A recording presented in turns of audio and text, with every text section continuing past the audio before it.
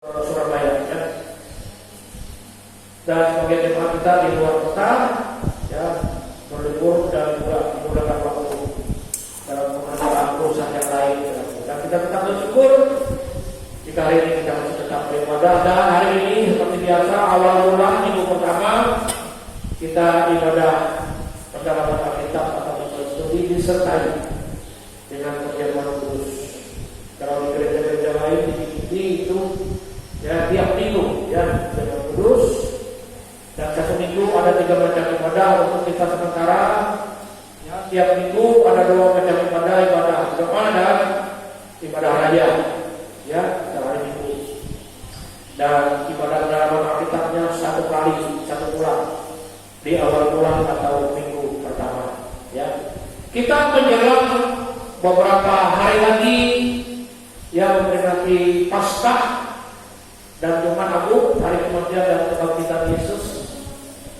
Dan minggu-minggu ini dikatakan di dalam pelajaran ya gereja di area ini adalah hari sengsara ya.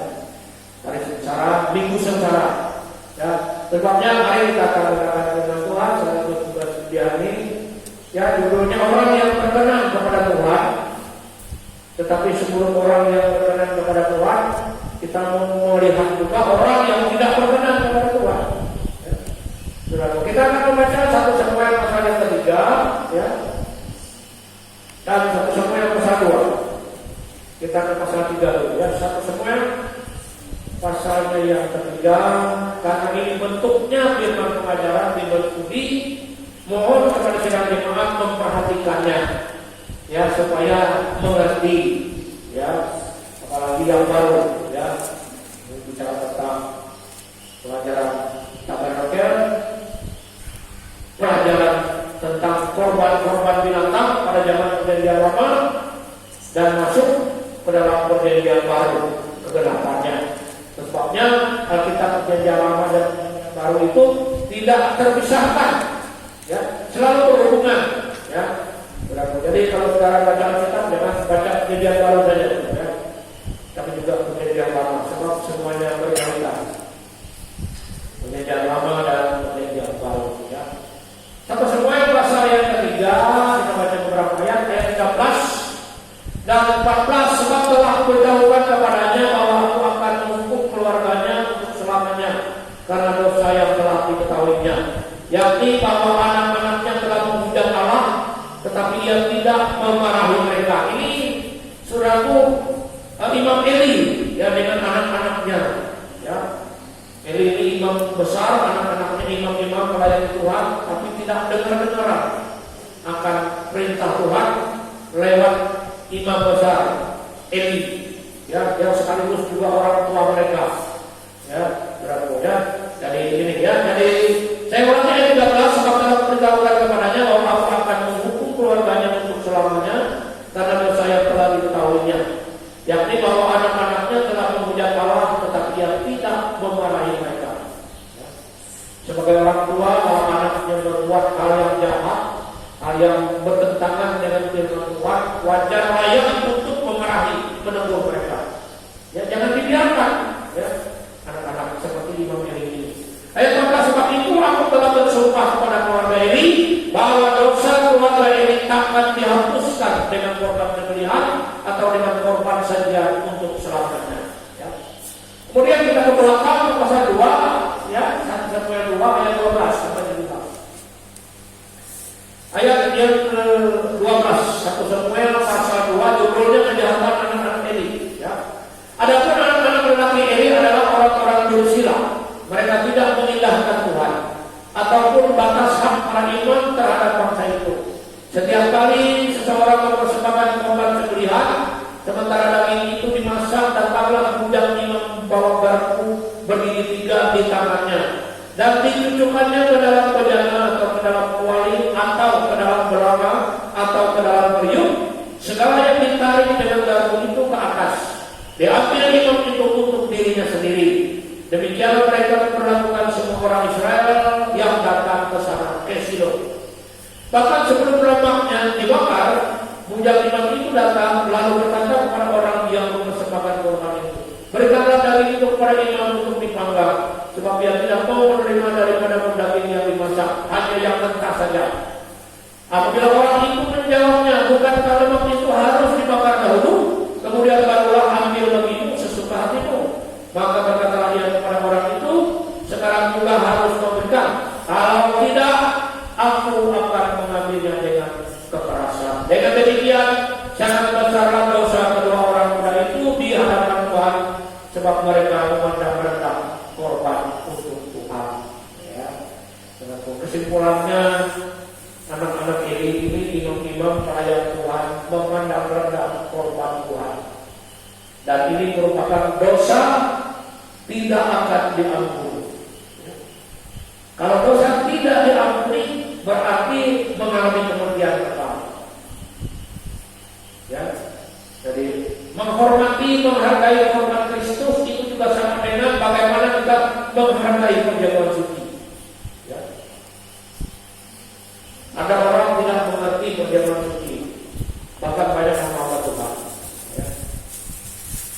Perjamuan suci itu bukan bayangan, ya, tetapi adalah tubuh dan darah Yesus. Ya. Bukan bayangan atau dengan istilah lain apa ya? Baiknya adalah ya. Bahwa dikatakan bayangan, kalau tidak anggur lah bukan. Ya, kalau sudah didoakan itu berarti bukan lagi. Ya, tetapi adalah tubuh dan darah Yesus. Dan kita harus menghargai itu dengan iman. Ya, orang mulia menghargai dengan iman. Ya. Ayat 12 tadi anak-anak imam ini disebut dursila atau orang-orang jahat. Ya, hidupnya tidak benar, melanggar hak para imam. Melanggar hak para imam ini khususnya hak makan mereka atau jatah para imam. Ya, memang mereka punya jatah itu. Ya, tetapi jangan seenaknya. Ya, itu dikatakan harus dibakar dulu. Ya, tapi mereka tidak mau, mereka memaksa, mereka mengambil yang mentah saja. Artinya tidak sesuai dengan aturan, tidak sesuai dengan firman Tuhan. Ya, ini sebelum kita masuk lebih dalam, kita membaca dulu dasar-dasarnya dulu. Ya, jadi orang yang berkenan kepada Tuhan dan orang yang tidak berkenan kepada Tuhan. Ya, Imamat 24 kita baca ya. Kitab Imamat, ya, jangan Injil Imamat, ya. Ya, saudara, kita harus tahu juga seputar Alkitab. Kalau di Perjanjian Lama itu kitab-kitab, ya. Kalau di dalam Perjanjian Baru ada Injil, ada suratan-suratan, ya. Terus ada kitab juga, ya. Kalau di Perjanjian Baru kitab itu kitab Wahyu, ya, kitab terakhir. Kalau di depan ada kitab Injil, kemudian dari Kisah Rasul dan seterusnya, kemudian ada suratan-suratan, ya. Jangan nanti ngomongnya Injil Yesus ada itu, ya. Kita baca, ya, Imamat pasal 24. Kitab Imamat, ini ada 5 kitab Musa, ya. Ada kitab Imamat pasal yang ke-24. Kitab Imamat pasal 24 ayat 5 sampai dengan 9. Ya, ayat 5 sampai dengan 9. Engkau harus mengambil tepung yang terbaik dan membakar 12 roti muda daripadanya. Setiap roti muda harus dibuat dari 2/10 efa. Engkau harus mengaturnya menjadi 2 susut, 6 buah susut di atas meja dari emas murni itu di hadapan Tuhan. Itu dikatakan ya, meja roti. Itu ada 2 susut roti, 6 ya. Engkau harus membubuh kemenyan tulen di atas tiap-tiap susut kemenyan itulah yang harus menjadi bagian ingat-ingatan roti itu, yakni suatu korban api-apian bagi Tuhan. Setiap hari Sabat dia harus tetap mengaturnya di hadapan Tuhan. Itulah dari pihak orang Israel suatu kewajiban perjanjian untuk selama-lamanya. Roti itu teruntuk bagi Harun serta anak-anaknya dan mereka harus memakannya di suatu tempat yang kudus. Itulah bagian yang kudus baginya dari segala korban api-apian Tuhan. Itulah suatu ketetapan untuk selama-lamanya, ya. Ketetapan untuk selama-lamanya sampai sekarang. Hanya beda bentuk ibadahnya saja, ya. Dulu orang Israel beribadah di dalam tabernakel, ya. Sekarang dalam bentuknya lain, tetapi sesuai dengan ya ibadah pada zaman itu. Ya, hanya bentuknya saja yang berbeda. Ya. 6 susun roti ini, ya, ada 2 susun roti 6, ya, meja roti sajian itu bicara tentang 66 kitab dalam Alkitab ini, ya, firman Tuhan. Sebabnya firman Tuhan juga dikatakan roti hidup, roti, ya, saudaraku. Haleluya, adalah firman. Ya, kemudian meja ini bicara tentang hati. Ya. Kalau makan roti itu artinya firman itu, hati kita itu diisi dengan kebenaran firman. Bukan diisi dengan perkara-perkara yang lain. Ya. Kembali kepada Imam Eli tadi, Eli adalah imam besar, ya, itu adalah Imam Eli adalah imam besar, anak-anaknya imam-imam melayani rumah. Ya. Jadi melakukan yang tidak sesuai dengan aturan firman Tuhan. Ya. Imam-imam, anak-anak ini imam-imam, ya, yang melayani di bait Allah. Ya. Mereka melayani tidak sesuai dengan aturan. Itulah aturan kebenaran Tuhan. Tuhan murka dan dihukum oleh Tuhan. Sekali lagi pengajaran kita menerangkan ini perlu perhatian kita. Belajar menerangkan, belajar firman pengajaran itu menjadi orang Kristen yang meningkat secara rohani. Ya. Tidak hanya bicara Tuhan juru selamat terus. Orang yang percaya Yesus diberkati, orang lagi keselamatan di situ-situ. Ya. Kita akan lebih meningkat. Ya. Jadi pengajaran menerangkan ini, ya, adalah pengajaran untuk orang Kristen supaya rohaninya meningkat. Pengetahuan akan kebenaran firman Tuhan dibukakan rahasianya kepada kita. Itu sebabnya kami sebagai kepala sidang, sebagai hamba Tuhan juga harus bisa bagaimana menjangkau semua jemaat, ya, untuk bisa mengerti firman Tuhan. Ya.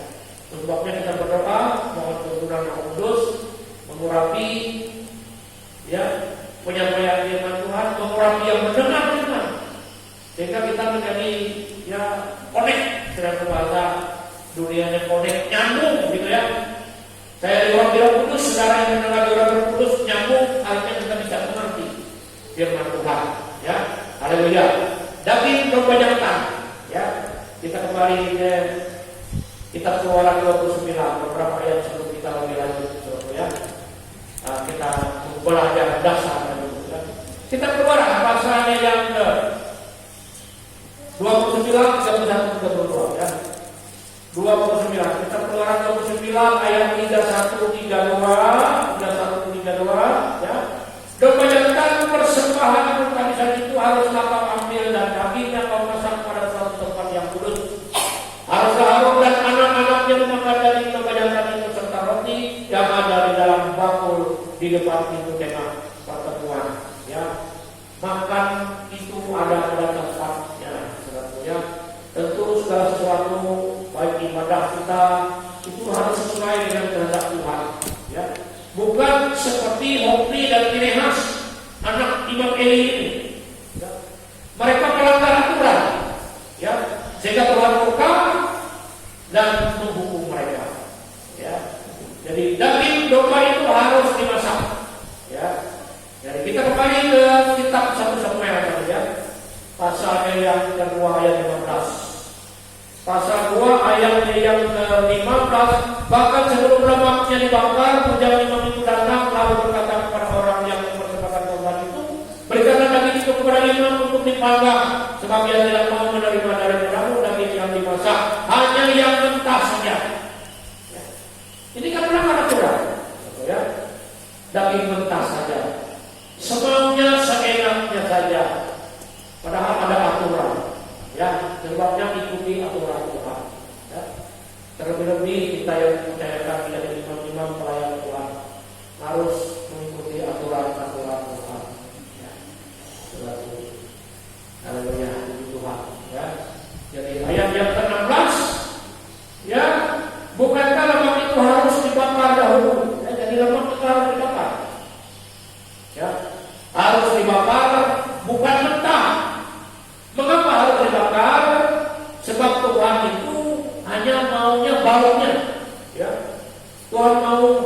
baunya saja, itu sebabnya harus dibakar. Seperti persembahan kain dan Habel, ya. Saudara, kain mempersembahkan hasil kebunnya, sementara Habel mempersembahkan lemak-lemak, ya, dibakar. Itu menyenangkan hati Tuhan, ya, menyenangkan hati Tuhan. Imamat 3 ayat 16, ya. Imamat 3 ayat yang ke-16, kembali Imamat 3 ayat 16. Imam harus membakar semuanya itu di atas mezbah sebagai santapan berupa korban api-apian menjadi bau yang menyenangkan.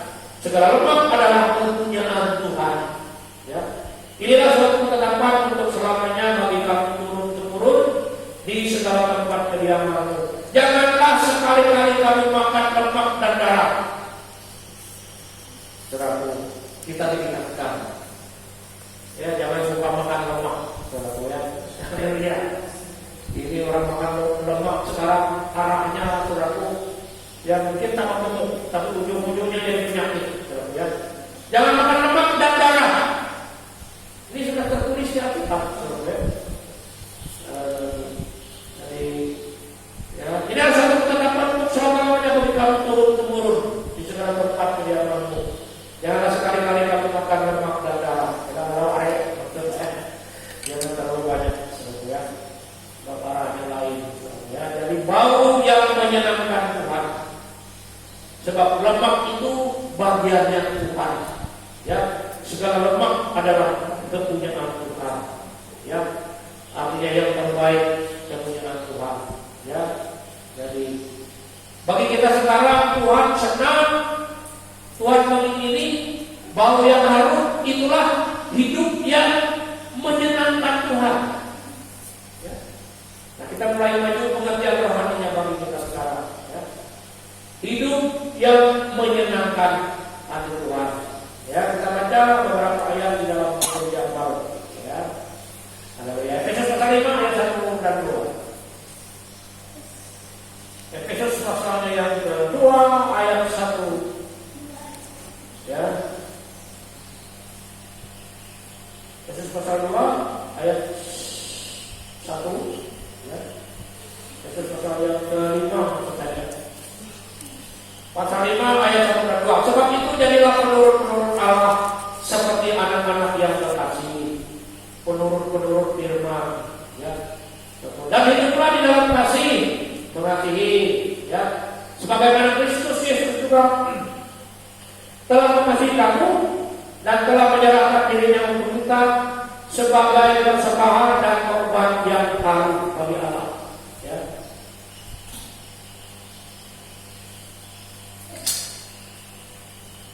Korban yang harum bagi Allah. Ya, menjadi penurut-penurut Allah. Ya, taat akan firman Tuhan, hidup di dalam kasih seperti Kristus telah mengasihi kita. Itulah persembahan yang berbau harum bagi Allah. Ya. Mau menyenangkan hati Tuhan, ya, mau Tuhan disenangkan, mari kita belajar seluruh firman Tuhan. Ya. Haleluya, kita hidup di dalam kasih. Ya, haleluya, puji Tuhan. 2 Korintus 2 ayat 15. Ya. Surat 2 Korintus pasalnya yang kedua. 2 Korintus 2 ayat yang ke-15, ya. Sebab bagi Allah kami adalah bau yang harum dari Kristus di tengah-tengah mereka yang diselamatkan dan di antara mereka yang binasa. Ya. Jadi sebab bagi Allah kami adalah bau yang harum, ya, dari Kristus di tengah-tengah. Ya, kita menjadi surat Kristus yang hidup. Bisa dilihat, bisa dibaca, bisa dirasakan oleh orang lain. Itulah, ya, korban yang berbau harum di hadapan Tuhan. Ya, Filipi pasal 4 ayat 18. Ya, surat Filipi pasal yang ke-4 ayatnya yang ke-18. Ya, surat Filipi 4 ayatnya yang ke-18. Kini aku telah menerima semua yang perlu daripadamu. Malahan lebih daripada itu, aku berkelimpahan karena aku telah menerima kirimanmu dari Epafroditus, suatu persembahan yang harum, suatu korban yang disukai dan yang berkenan kepada Allah.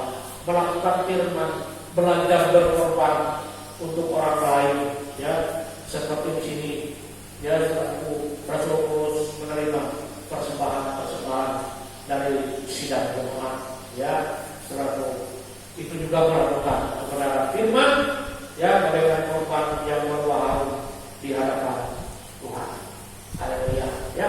Kita kembali Yesus anak domba Allah, ya, yang disalibkan, ya, sebagai pengganti korban binatang di dalam perjanjian lama, ya, dan tidak berlaku lagi korban-korban semacam yang sudah kita baca tadi, tetapi sudah diganti dengan korban Kristus di kayu salib, anak domba Allah tanpa cacat celah, ya, dikorbankan menjadi korban yang berbohong di hadapan Tuhan, ya, sehingga korban-korban binatang pada dalam perjanjian lama itu tidak berlaku lagi, itu hanya bayaran saja dan digenapkan oleh korban Kristus di kayu salib.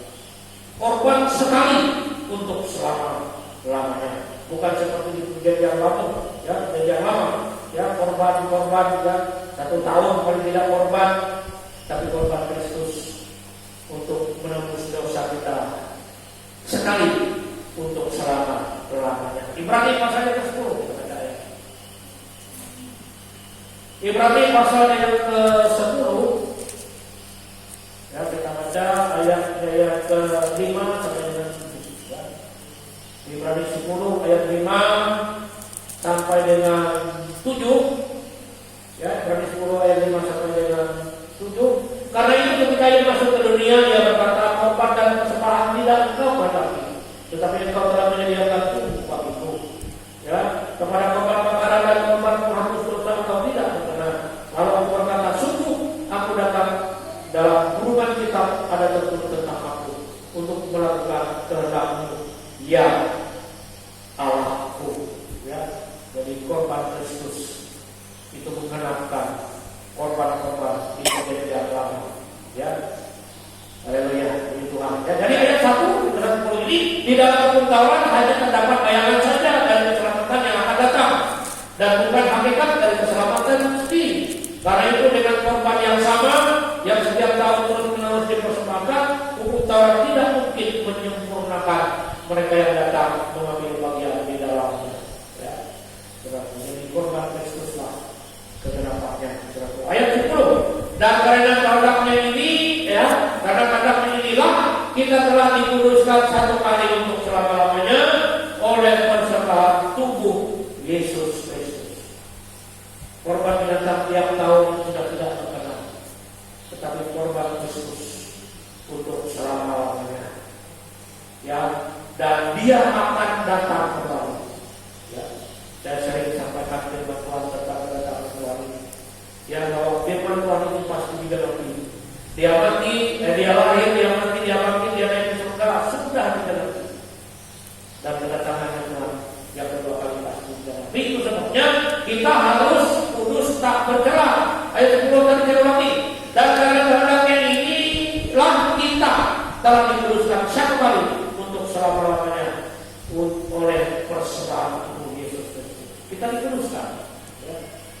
Tidak ada lain kalau kita siap menantikan kedatangan Tuhan, saudaraku, kita harus dikuduskan, ya.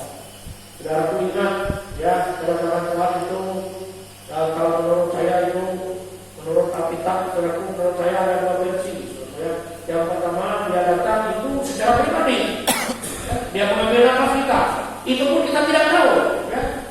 Dan kemudian dalam Alkitab dia akan datang di awal-awal, ya. Sebabnya dikatakan, ya, kita harus kudus tak bercela, ya, saudaraku, harus kudus tak bercela atau sempurna, ya. Saudaraku, tidak banyak orang yang berkata dia atau kita tak sempurna dalam Tuhan, ya. Memang kalau dipikir manusia memang tidak bisa, ya. Tetapi kalau kita mengikuti firman Tuhan, tidak ada yang mustahil untuk Tuhan. Yang penting kita ikuti firman Tuhan, kita lakukan firman Tuhan, ya. Kembali kepada Hofni, ya, Hofni dan Pinehas, anak Imam Eli tadi. menghinakan korban Tuhan, ya, kehidupan yang menghinakan korban Kristus, dan dosa itu adalah dosa yang tidak bisa diampuni, ya, dosa yang tidak bisa diampuni. Sebabnya jangan kita mengabaikan, menghinakan korban Kristus, ya, yang sudah menyelamatkan kita, ya. Kalau sudah korban keselamatan yang menyelamatkan kita tidak menghargai, apalagi menghinakan seperti Hofni dan Pinayas ini, maka tidak ada pengampunan, tidak ada keselamatan lagi, ya, tidak ada keselamatan lagi, ya. Kalau kita kembali ke 1 Samuel pasal yang kedua ayat yang ke-17 mengatakan, ya, dikatakan ayat yang ke-17, dengan demikian sangat besar dosa kedua orang muda itu di hadapan Tuhan, sebab mereka memandang rendah korban untuk Tuhan, ya. Berarti ini hati-hati dengan korban Kristus.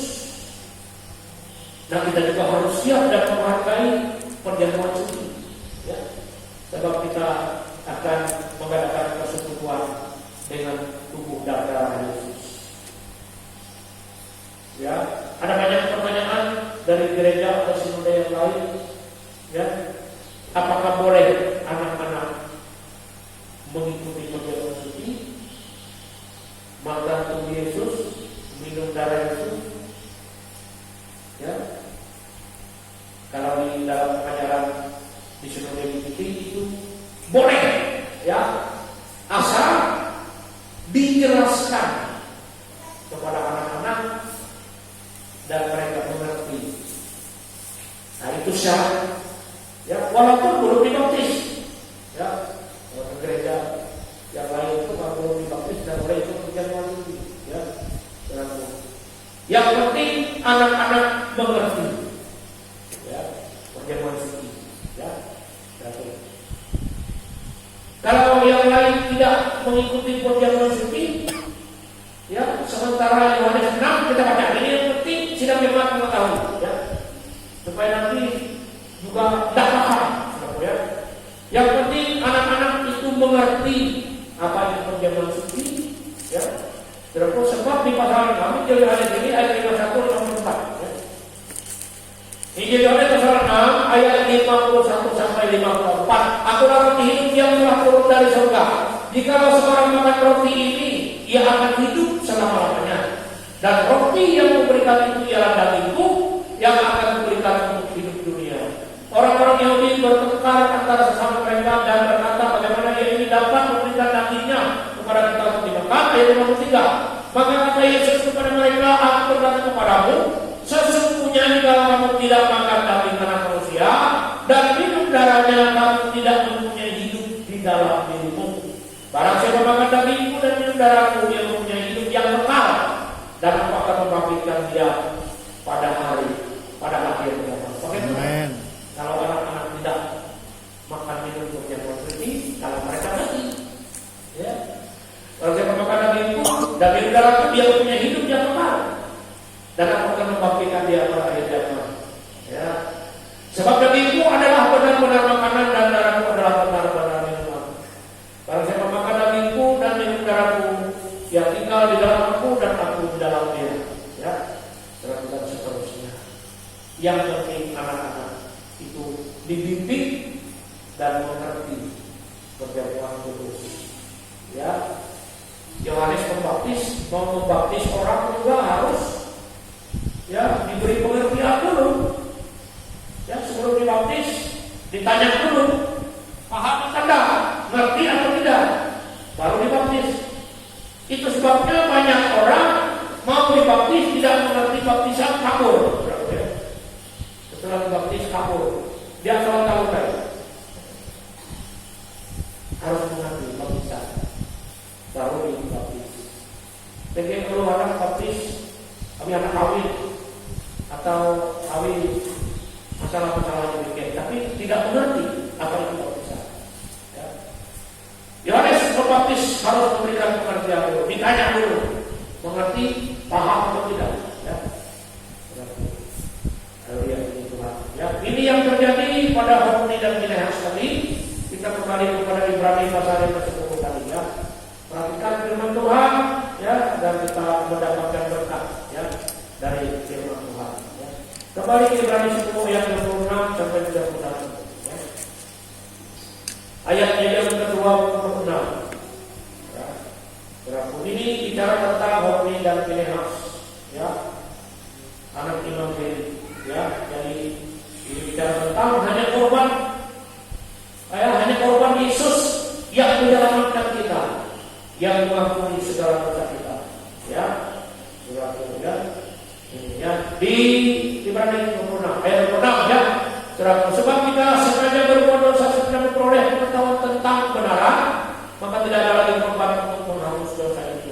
Tetapi yang ada yang kematian yang memberikan akan penghakiman dan api yang dahsyat untuk akan menghanguskan semua orang yang durhaka. Ini yang menimpa Hofni dan Pinehas, ya, menghinakan korban Tuhan.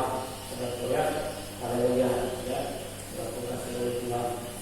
Ya, Tuhan mengampuni segala dosa dan kesalahan kita juga. Ya, haleluya. Sebabnya kita juga saling mengampuni satu dengan yang lain. Ya, jangan seperti di perjanjian lama, gigi ganti gigi. Ya, katanya kejahatan diganti dengan kejahatan, dibalas kejahatan. Tapi dalam perjanjian baru, zaman Tuhan Yesus yang sudah menyelamatkan kita, jangan balas kejahatan dengan kejahatan, tetapi balaslah kejahatan kebaikan. Ya, kejahatan itu dengan kebaikan. Ya, itu hukum Tuhan. Nah, itu tadi orang yang tidak berkenan kepada Tuhan. Sekarang kita akan melihat orang yang berkenan kepada Tuhan. Namanya Bible Study, sebetulnya ada pajak, ya. Orang yang berkenan kepada Tuhan.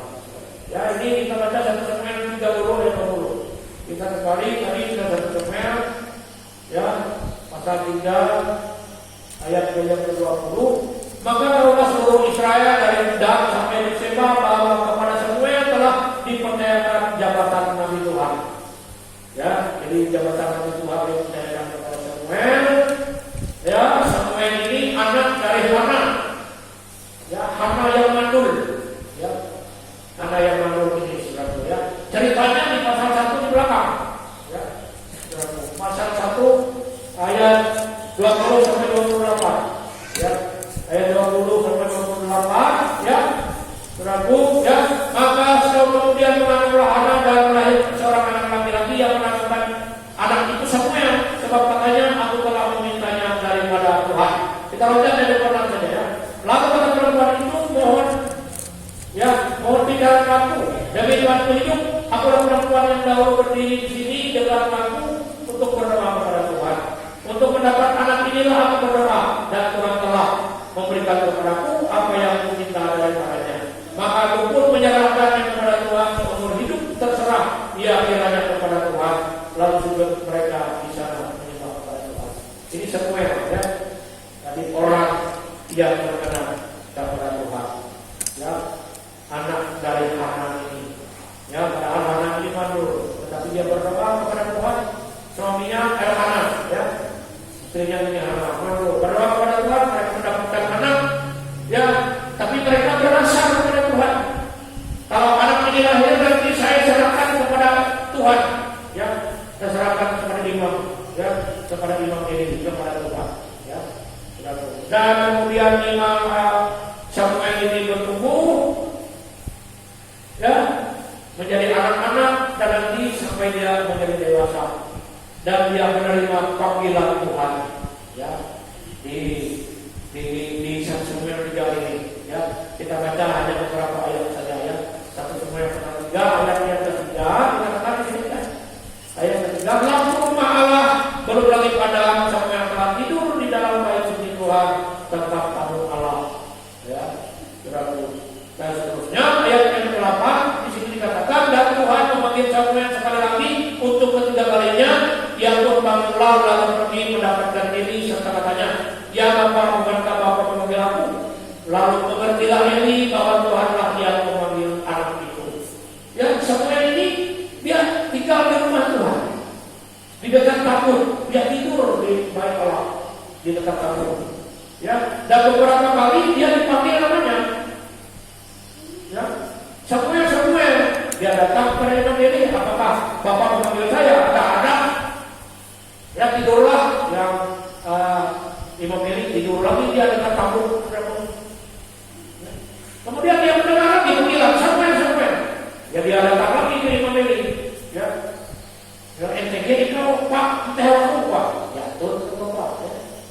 dan sampai 3 kali. Barulah mengerti Imam Eli ini bahwa Tuhanlah yang memanggil Samuel. Ya, lalu mengertilah ini bahwa Tuhanlah yang memanggil anak itu. Ya. Dia tinggal di rumah Tuhan dekat tabut perjanjian. Ya, hati-hati yang tukang tidur di gereja ya. Menentu kucing itu rajin tidur di gereja ya. Ini menjadi detail. Ya, haleluya ini Tuhan ya. Dan ini Samuel ini tinggal di rumah Tuhan dekat tabut Tuhan. Ya. Dia menerima panggilan Tuhan. Ya, haleluya ini Tuhan. Dia suka tinggal di rumah Tuhan. Ya. Kita Mazmur. Ini Daud juga tinggal sedang itu selalu tinggal di rumah Tuhan. Ya. Mazmur 84. Ya. Kita Mazmur pasal 84. Haleluya. Mazmur pasal 84. Nah, ini hidup yang menyenangkan Tuhan. Ya. Saya selalu suka tinggal di rumah Tuhan. 84 ayat 2. Ya. Kita Mazmur 84 ayat 2 sampai dengan 5. Betapa disenangi tempat kediamanmu, ya Tuhan semesta alam. Di Daud ya.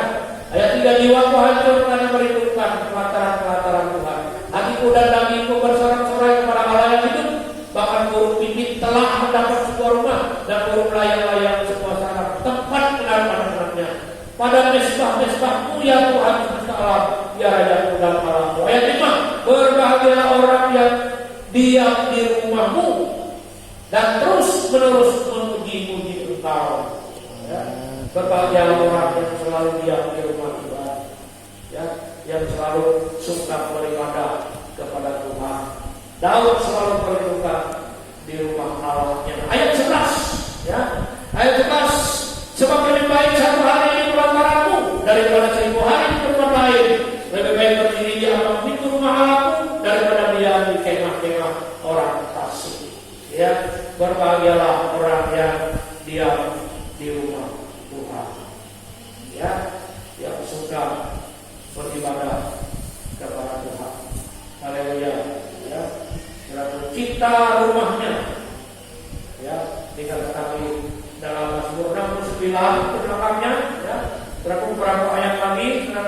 Di pasal 69 ini dikatakan ayat 10. Ya.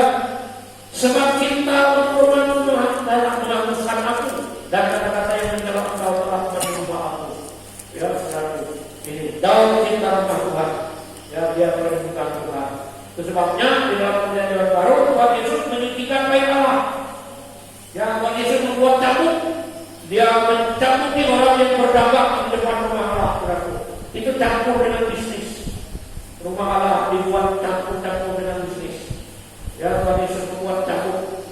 Ya, dia mengusir pedagang-pedagang burung mati dan lain sebagainya di depan bait suci. Itu artinya Tuhan Yesus menyucikan. Cambuk itu bicara firman Tuhan, firman kesucian. Yang disucikan. Tubuh kita ini, kehidupan kita harus disucikan oleh Tuhan. Seperti yang saya sampaikan pada awal tadi, menjelang kedatangan Tuhan kita harus dikuduskan, disucikan, ya, oleh firman Tuhan. Ya, jadi haleluya Tuhan. Ya, semua yang satu kita melihat, ya, kembali ke semua. Ini bagian-bagian air berlaku dari firman Tuhan. Ya, semua yang pasal yang ke 2 lagi kita kembali pasal yang kedua ayat 18 sampai 21. Ayat 18 sampai 21. Adapun Samuel menjadi pelayan di hadapan Tuhan. Ia masih anak-anak yang tubuhnya berdirikan baju ekor dari kayu tanah. Setiap tahun ibunya membuatkan dia jubah kecil dan membawa jubah itu kepadanya. Apabila dia bersama-sama suaminya pergi mempersembahkan korban sembelihan tahunan, lalu dia memberkati Elkana dan istrinya. Katanya, Tuhan kiranya memberikan keturunan kepadamu dari perempuan ini pengganti yang telah diserahkannya kepada Tuhan. Sesudah itu pulanglah mereka ke tempat kediamannya, dan Tuhan memindahkan Hana sehingga dia dapat mengandung dan melahirkan 3 anak laki-laki dan 2 anak perempuan lagi. Sementara itu makin besar Samuel yang muda itu di hadapan Tuhan. Ya, jasmani, rohani, ya, orang yang selalu diam di rumah Tuhan itu bertumbuh. Ya, secara rohani dia bertumbuh, secara jasmani bertumbuh, secara rohani juga bertumbuh. Ya, dari kecil sampai dewasa, ya, pakai baju ekor, ya, pakaian imam-imam melayani, ya. Sebabnya, ya, kita dari kecil juga harus datang kepada Tuhan, lebih-lebih kalau kita melayani Tuhan. Nah, itu saya percaya sudah bisa melayani Tuhan, bisa main musik juga, ya.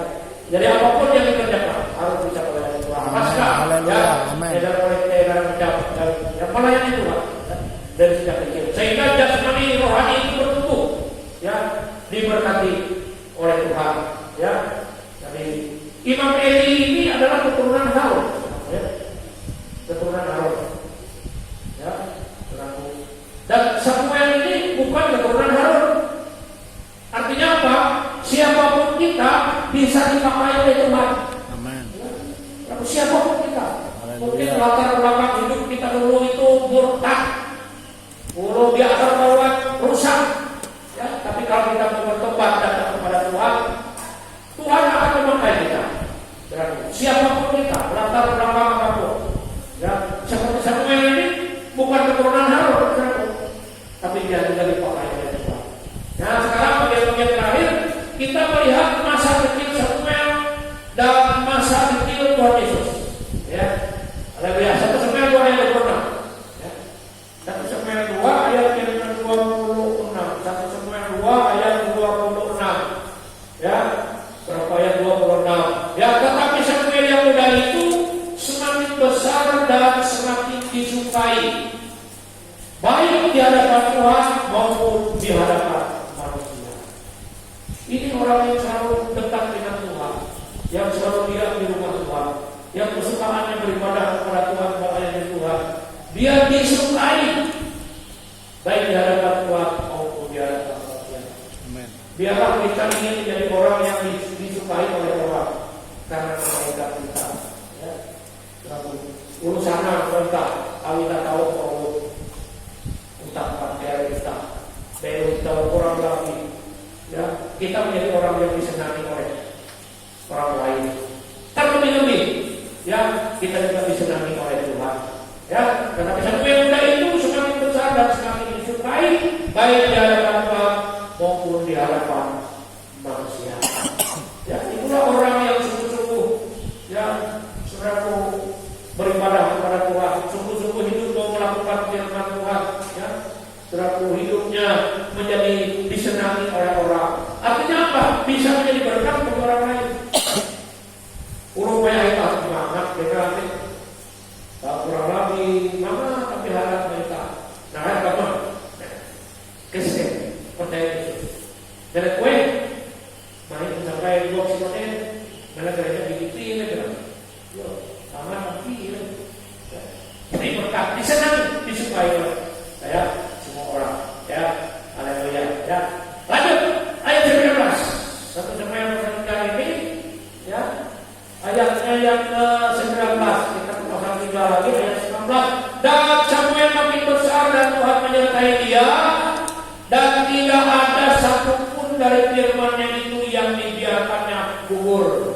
Nah, ini Samuel, dan tidak semua firman itu dibiarkannya gugur.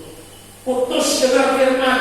Itu sebabnya kami para kita diajari, ya, kalau mau kencing itu sebelum firman cepat kencing keluar atau sesudah firman, ya, sehingga kita tidak meninggalkan berita firman Tuhan, sehingga tidak terputus, ya, firman Tuhan. Itu Samuel, ya, saudaraku, ya. Dan sampai makin besar dan Tuhan menyertai dia, dan tidak ada satupun dari firman-Nya itu yang dibiarkannya gugur, ya. Ini Samuel, saudaraku, ya. Saudaraku, tidak biarkannya gugur. Ya, orang mendengar firman, melakukan firman itu diberkati Tuhan, ya. 30 kali lipat, 60 kali lipat, 100 kali lipat, plus hidup yang kekal. Tidak ada tempat kita bekerja di dunia ini yang menjadikan hidup kekal, ya. Hanya kita bekerja melayani Tuhan, ya, itu Tuhan dengan sungguh-sungguh, ada berkat plus, itulah hidup kekal, ya. 30 kali lipat, 60 kali lipat, 100 kali lipat plus hidup yang kekal. Sebabnya mari kita menjadi orang yang berbahagia, yang selalu rindu akan rumah Tuhan. Kata kita pas tahun tadi, ya. Pas 119 ayat yang ke-11 ya. 119 ini kitab yang paling banyak pasalnya Saudara ya. Kita masuk 119 ayatnya yang ke-11 ya. 119 ayat 11 dikatakan, dalam hatiku aku menyimpan janjimu supaya aku jangan berdosa terhadap engkau. Ini kuncinya. Kalau kita tidak mau jatuh ke dalam dosa, simpan firman. Yang ingat firman, lakukan firman. Contoh kecil, kita hendak menjauh, kita mau berbohong, berdusta, kita ingat firman Tuhan, jangan berdusta, kata firman. Karena kita ingat, balang menjauh. Ya, itu contoh kecil. Ya. Jadi seratus ya, dalam hatiku aku menyimpan janjimu kata firman Tuhan supaya aku jangan berdosa terhadap engkau ya, terhadap engkau. Ini ya, dalam hatiku aku menyimpan janjimu. Persamaan semua dengan Tuhan Yesus. Ayat terakhir ya. Lukas 2 ayat 52. Di Lukas pasal yang kedua ayatnya yang ke-52 ya. Di Lukas pasal yang kedua ayat 52, dan Yesus makin bertambah besar dan bertambah hikmatnya dan besarnya dan makin dikasihi oleh Allah dan manusia. Ya, dan jasmani rohani yang seimbang yang bertumbuh. Sebabnya kita harus membutuhkan makanan rohani yang sehat. Ya. Firman Tuhan yang sehat. Makanan rohani kita, firman Tuhan yang sehat.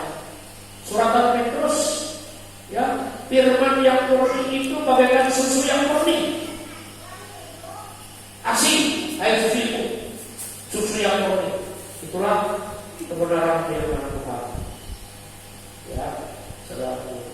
Lanjut, tidak hanya susu, Ibrani mengatakan makanan keras. Kalau susu tapi untuk pertumbuhan bayi rohani. Karena jangan susu terus. Harus ada makanan keras untuk apa? Mendewasakan rohani sidang jemaat. Itulah firman Tuhan yang menyatakan kesalahan kita, menegur kita, yang menasihati kita. Ya, walaupun keras, itulah makanan keras untuk mendewasakan sidang jemaat. Ya, ya. Rohani dewasa dipersiapkan menjadi mempelai Tuhan. Allah adalah roh. Mempelai di sini bicara tentang roh, bukan kata kaki, ya. Jadi kalau saudara tidak mengerti, macam-macam saudara pengertiannya ya. Masa Tuhan kawin dengan kita? Ya bukan itu maksudnya. Ya. Tetapi secara rohani, sebab Allah adalah roh. Ya, saudara kehidupan yang sekualitas dengan Tuhan. Yang benar, kudus, sempurna. Ya. Dan itu hanya bisa dikerjakan kalau kita hidup memberi keberatan dan firman, membenarkan, menyucikan, menguduskan kita hingga tanpa cacat celah. Ya, ada Tuhan Yesus